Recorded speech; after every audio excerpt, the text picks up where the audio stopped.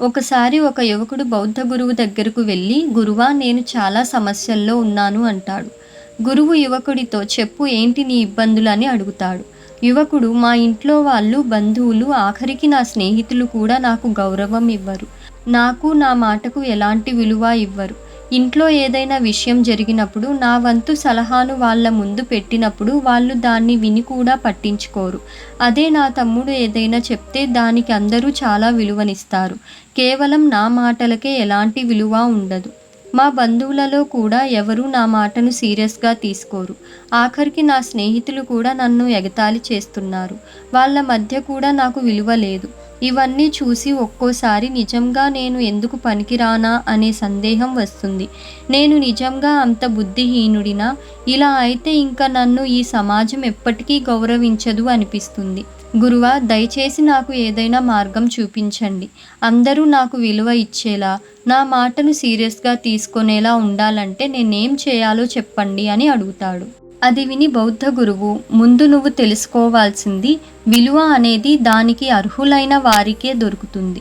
అంతేకాని దానికోసం ప్రాధేయపడే వారికి కాదు.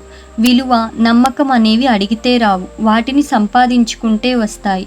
వాళ్ళు నీకు విలువ ఇవ్వకపోవడానికి కారణం వాళ్లకు నీ మాటల మీద, నీ చేతల మీద, నీ ఆలోచనల మీద నమ్మకం లేకపోవడమే. నువ్వు చెప్పే మాటలకి, చేసే పనులకి పొంతన లేకపోవడమే."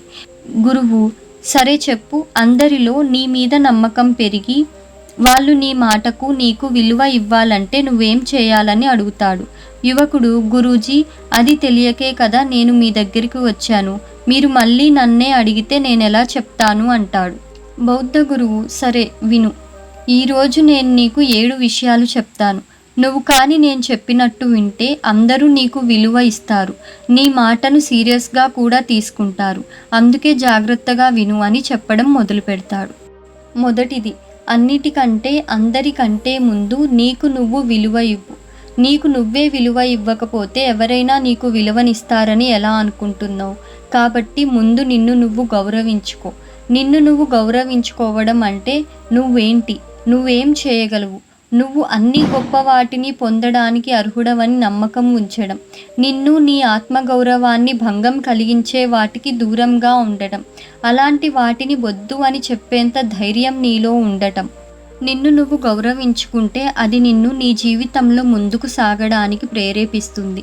దాంతో నువ్వు ఎక్కువ సంతోషంగా ఉంటావు. నీ పట్ల నీకు గౌరవం ఉంటే అది నీలో క్రమశిక్షణ పెంచుతుంది. నువ్వు ఎక్కువ క్రమశిక్షణగా ఉంటావు. టైం వేస్ట్ చేయడం మానేస్తావు. ప్రతి వ్యక్తి తన ఆత్మగౌరవాన్ని ఎప్పుడు తగ్గించుకోకూడదు. ఎందుకంటే ఆత్మగౌరవానికి మించింది ఏదీ లేదు. కాబట్టి ముందు నిన్ను నువ్వు గౌరవించుకోవడం మొదలుపెట్టు. తరువాత అందరూ వాళ్ళంతట వాళ్ళే నిన్ను గౌరవిస్తారు. 2, నీ ఆలోచనలు ఎప్పుడు పాజిటివ్గా ఉంచుకో.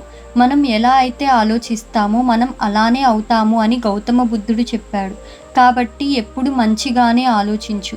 పాజిటివ్గా ఆలోచించే వాళ్ళు అవతలి వాళ్ళను తమ వైపు ఎక్కువ ఆకర్షిస్తారు. ఇంకోటి, అలాంటి వాళ్ళను అందరూ గౌరవిస్తారు కూడా. కేవలం ముఖం మీద చిరునవ్వు ఉంటే వాళ్ళు పాజిటివ్గా ఆలోచించేవారు అయిపోరు. పాజిటివ్గా ఆలోచించే వాళ్ళు ఎప్పుడూ సమస్యల మీద దృష్టి పెట్టరు. వాటి సమాధానాన్ని వెతుకుతారు. సమస్య వచ్చినప్పుడు కూర్చొని ఏడవరు. ఎలాంటి పరిస్థితులలో నుండి అయినా మంచినే వెతికి బయటపడే ప్రయత్నం చేస్తారు. ఇలాంటి స్వభావం ఉన్న వాళ్ళకి విలువ కూడా పెరుగుతుంది. అలాంటి వాళ్ళ మాటలను అందరూ గౌరవిస్తారు. పాజిటివ్గా ఆలోచించే వ్యక్తి తన చుట్టూ ఉండే వాళ్ళని కూడా సంతోషపెట్టేలా ప్రవర్తిస్తాడు. అలాంటి వాళ్ళకి అందరూ అడగకుండానే విలువనిస్తారు. 3, నీ తోటి వారితో నీ ప్రవర్తన ఎలా ఉందో గమనించుకో. నీకు అందరూ ఎంత విలువనిస్తారు అనేది నువ్వు వాళ్లకు ఎంత విలువనిస్తున్నావు అనే దాని మీద ఆధారపడి ఉంటుంది. నిన్ను గౌరవించే వాళ్ళని నువ్వు గౌరవించు. నీకు గౌరవం ఇవ్వని వాళ్ళను కూడా నువ్వు గౌరవించు. ఎందుకంటే అవతలి వాళ్ళ చెడు స్వభావం వల్ల మనలోని మంచి స్వభావాన్ని మార్చుకోకూడదు. ఎందుకంటే మనల్ని అవతలి వాళ్ళ కంటే ముందు మనమే గౌరవించుకుంటాం కాబట్టి. కొన్నిసార్లు మన మంచి స్వభావమే మనకు బంగారం లాంటి అవకాశాలను కూడా కల్పిస్తుంది. అవతలి వాళ్ళని గౌరవించడం అనేది వాళ్ళ మీద మనకు ఎంత ప్రేమ ఉందో వ్యక్తపరిచే ఒక పద్ధతి. కాబట్టి ముందు నువ్వు అవతలి వాళ్ళకి గౌరవం ఇవ్వు. వాళ్ళు కూడా నిన్ను గౌరవించడం మొదలు పెడతారు. 4. ఎవరితో అయినా మాట్లాడేటప్పుడు ఎక్కువ మాట్లాడడం మానేసి ముందు అవతలి వాళ్ళు చెప్పే దాని మీద దృష్టి పెట్టు. ఎప్పుడైతే నువ్వు తక్కువ మాట్లాడి ఎక్కువ వింటావో నిన్ను అందరూ ఇష్టపడడం మొదలుపెడతారు. ఎందుకంటే అవతలి వాళ్ళు చెప్పేది వినే గుణం చాలా తక్కువ మందిలో ఉంటుంది. ఈ ఒక్క గుణమే నిన్ను అందరికంటే భిన్నంగా కనపడేలా చేస్తుంది. ఎందుకంటే ఈ ప్రపంచంలో అందరూ వాళ్ళు చెప్పేదే వినాలి అనుకుంటారు. కానీ వినడానికి ఎవరూ ఇష్టపడరు. వాళ్ళు చెప్పేది వినేటప్పుడు నువ్వు వాటి నుండి ఎంతో నేర్చుకోవడమే కాకుండా వాళ్ళ దృష్టిలో నీ విలువ బాగా పెరుగుతుంది. కాబట్టి ఈసారి ఎవరితో అయినా కలిసి మాట్లాడేటప్పుడు వాళ్ళ మాటలను విని అర్థం చేసుకోవడానికి ప్రయత్నించు. 5. ఎవరికైనా మాట ఇచ్చావంటే దాన్ని పూర్తి చేసి నీ మాట నిలబెట్టుకో. మన మీద పెట్టుకున్న నమ్మకం మీద ఎప్పుడు దెబ్బ పడుతుందంటే ఇచ్చిన మాటను నిలబెట్టుకోనప్పుడు, మన మాటలకు చేతలకు పొంతన లేనప్పుడు. ఆటోమేటిక్గా అవతలి వాళ్ళ దగ్గర మన విలువ తగ్గిపోతుంది. అలాంటప్పుడే వాళ్ళు మన మాటలను పనులను సీరియస్గా తీసుకోవడం ఆపేస్తారు. అలాంటి వాళ్ళతో ఎవరూ పనిచేయడానికి ఇష్టపడరు కూడా. దీంతో మన వద్దకు వచ్చే అవకాశాలు కూడా పక్కకి వెళ్ళిపోతాయి. ఎవరైతే ఒక్కసారి మాట ఇచ్చిన తరువాత దాన్ని ఎలాంటి పరిస్థితిలో అయినా పూర్తి చేస్తారో అలాంటి వాళ్ళను అందరూ ఇష్టపడతారు. వాళ్ళకి విలువ కూడా ఇస్తారు. కాబట్టి ఎప్పుడైనా నువ్వు చేయగలిగిన పనినే నువ్వు ఒప్పుకో. 6. అన్నిసార్లు నువ్వు మంచిగా అనిపించుకోవాలి అనుకోకు. ఎవరైతే మంచిగా అనిపించుకోవాలని చెప్పిన దానికల్లా తలాడించే వాళ్ళని ఎవ్వరూ సీరియస్గా తీసుకోరు. ఎందుకంటే వీళ్ళకంటూ ప్రత్యేకించి ఎటువంటి ఒపీనియన్ ఉండదు. ఎవరేది చెప్తే అదే. ఎందుకంటే వీళ్ళు అవతలి వాళ్ళు చెప్పిన దానికి తలాడిస్తేనే వీళ్లకు విలువ ఇస్తారు, గౌరవం ఇస్తారు అనుకుంటారు. కానీ అది నిజం కాదు. ఎవరైతే ముక్కుసూటిగా ఉన్నది ఉన్నట్టు, మంచిని మంచి అని, చెడుని చెడు అని చెప్పగలిగే ధైర్యం ఉంటుందో అలాంటి వాళ్ళకే అందరూ ఎక్కువ విలువనిస్తారు. కాబట్టి స్వతంత్రంగా ఆలోచించి నిర్ణయం తీసుకోవడానికి ప్రయత్నించు. అంతేకాని అవతలి వాళ్ళు నిన్ను మంచోడు అనుకోవాలి అని వాళ్ళ ముందు నటించకు.